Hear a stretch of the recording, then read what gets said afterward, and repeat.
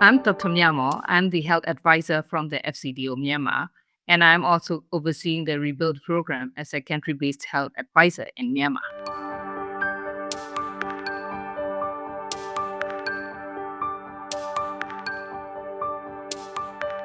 Rebuild's work in Myanmar has made a meaningful contribution in terms of the understanding and enhancing of the health system resilience, particularly in the fragile and the shock prone settings, through collaborative research and partnerships with the local and the international institution.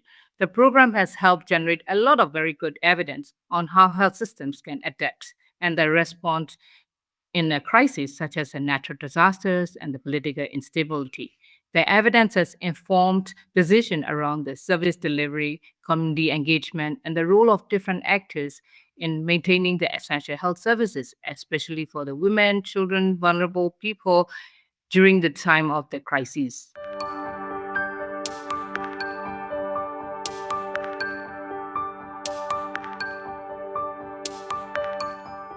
One of the most valuable aspects of the Rebuild program in Myanmar is about the emphasis on the community led resilience and the inclusive health system research. For example, the program has explored gender transformative program positioning community health workers as the agents for the social change.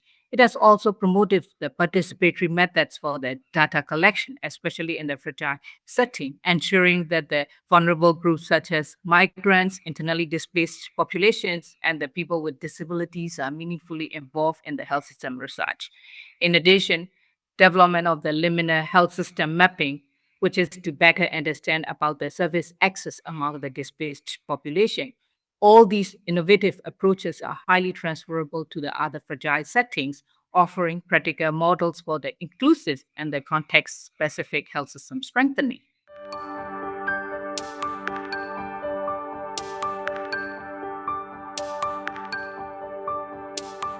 The lasting impact of Rebuild's work in Myanmar lie in its contribution to build a foundation for the resilient health system, especially in the extremely fragile and the conflict setting where we are.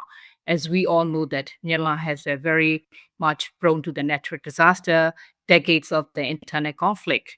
So the program has supported efforts to maintain the essential health services, strengthen local capacity, and inform the recovery strategies. Their legacy is reflected in the strengthened network of the researchers, practitioners, and the communities who are better equipped to respond future shocks with the evidence-based solutions.